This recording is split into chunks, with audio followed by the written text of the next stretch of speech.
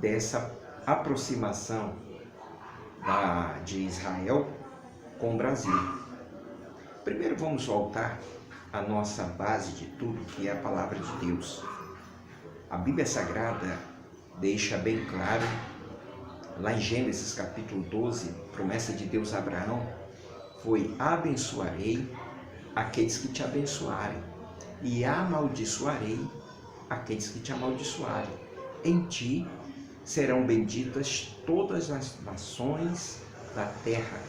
Isso é fato, isso é a palavra de Deus. Desde 1948, 14 de maio de 1948, quando foi criado o Estado de Israel, depois de mais de 2000 anos, eles foram completamente desterrados da sua terra. Inclusive, há uma palavra de Jesus, e ele disse: olha, não ficará pedra sobre pedra que não seja derribada. E no ano 70 da era cristã, o general Vespasiano Tito, general romano, destruiu completamente Jerusalém e seu templo. E ele construiu logo em seguida um monumento, àquela vitória. E aquele monumento está até hoje em Paris, chamado o Arco do Triunfo. A vitória da tirania sobre aquilo que é sagrado. Porque todos os vasos do templo, tudo foi destruído. Não ficou pedra sobre pedra, conforme a palavra do Senhor Jesus. Mas há uma promessa da palavra de Deus, lá em Isaías 66, que Deus faria nascer uma nação num só dia. E é exatamente o que aconteceu literalmente com Israel, em 14 de maio de 1948. E para a felicidade do Brasil, estava lá um brasileiro que estava presidindo aquela sessão, chamado Oswaldo Aranha. E aquele homem foi um instrumento de Deus para dar o seu voto que estabeleceria a criação do Estado judeu. Olha, foi festa no mundo inteiro, e principalmente ali em Paris, onde ainda existe uma comunidade muito grande de judeus. E sabe para onde é que eles foram? Eles foram para o Arco do Triunfo, local, símbolo da tirania que venceu o sagrado. E eles foram para lá glorificar, exaltar o Deus de Israel, aquele que cumpre as promessas.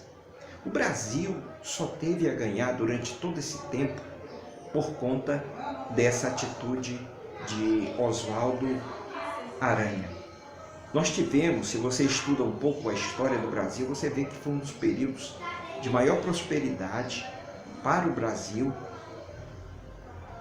após esse momento que aconteceu nas Nações Unidas. E, aliás, Oswaldo Aranha fez parte de uma profecia bíblica, a qual já me referi aqui, em Isaías 66. Poderia nascer uma nação num só dia? Olha só, eu quero ler aqui em Isaías 66, versículo 8. Diz assim a palavra de Deus: quem jamais ouviu tal coisa? Quem viu coisa semelhante? Pode acaso nascer uma terra num só dia? Ou nasce uma nação de uma só vez?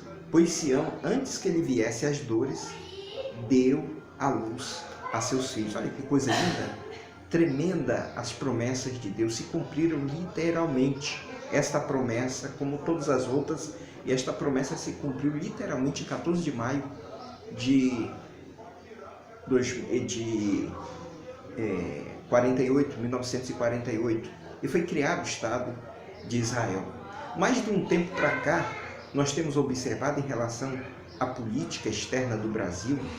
A nossa política externa tem sido, durante todos esses anos, guiados por pessoas com a ideologia contrária ao cristianismo, contrária ao judaísmo. Isso só trouxe prejuízos para o Brasil. Só para narrar um fato, em 2003, quando o ex-presidente Lula esteve ali em Israel, ele fez uma descompostura diplomática, ele fez uma grosseria. Todos os chefes de Estado, quando passam por Israel, eles são levados até o mausoléu de Theodor Herzl, que foi um dos fundadores do moderno Estado de Israel.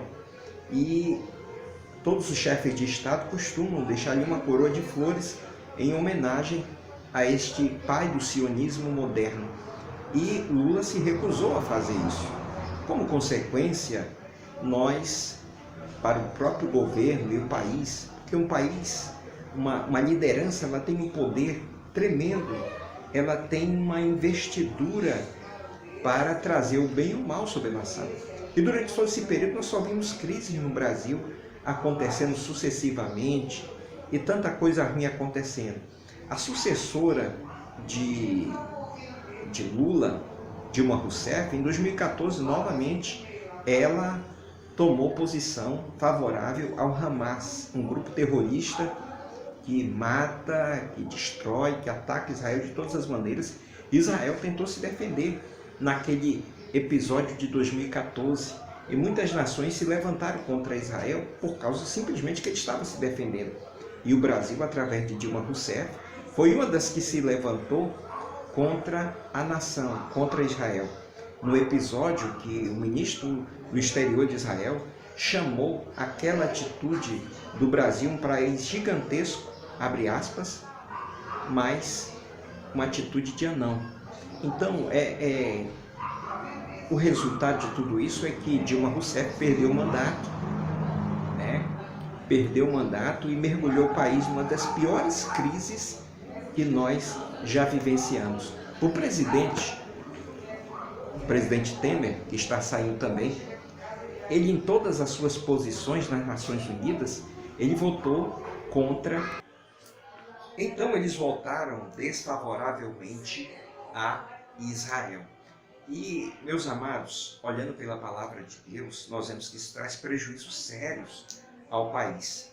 Mas graças a Deus que Deus tem levantado o presidente Jair Bolsonaro, e Bolsonaro, ele, desde o primeiro momento em que ele se colocou favorável à nação judaica, inclusive com visitas sucessivas à Terra Santa, já existe até, para que você tenha uma ideia, uma preocupação do governo brasileiro, futuro governo brasileiro, o governo de Jair Bolsonaro, com a questão da segurança no Brasil, a questão da criminalidade no Brasil. Para isso, já existe uma conexão muito aprofundada do novo governo do Brasil, de Jair Bolsonaro, com Israel, inclusive até mesmo no know-how do serviço secreto, que é um dos maiores serviços secretos do mundo, o Mossad, e usando também da tecnologia dos drones, que está sendo, inclusive, capitaneada até mesmo pelo futuro governador,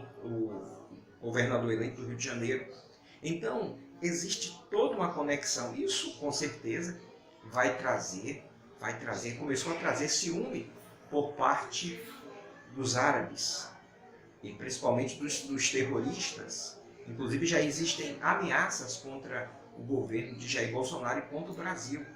E eu quero dizer que essa atitude do presidente Jair Bolsonaro é uma atitude que é inspirada pelo próprio Deus. Eu acredito que Deus esteja nesse negócio no sentido de influenciar, novamente colocar nos eixos a política externa brasileira como sendo amigos de Israel. E foi isso que o presidente Jair Bolsonaro deixou bem claro no encontro dele com Benjamin Netanyahu, que ali eles estavam como irmãos. Inclusive, o primeiro-ministro de Israel citou o Brasil como a terra da promessa, Israel, a terra prometida. Então, meus amados, está havendo algo assim muito profundo, algo que somente aqueles que têm a visão espiritual conseguem entender esse momento que está acontecendo no Brasil, e que isso é resposta das nossas orações. Mas eu quero chamar a sua atenção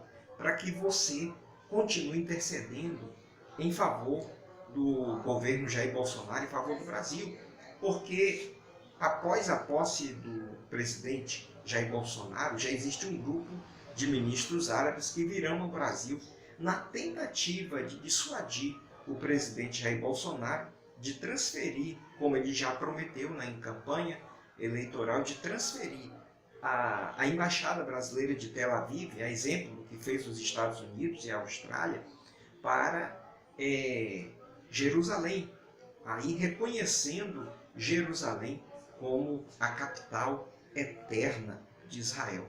E eu quero dizer que são essas atitudes que nós precisamos e nós, como cristãos, devemos orar. Porque dentro da própria equipe do presidente Jair Bolsonaro existem pessoas que já tentaram fazer com que ele voltasse atrás dessa ideia, porque segundo um dos principais assessores do presidente, isso pode atrair o terrorismo ao Brasil.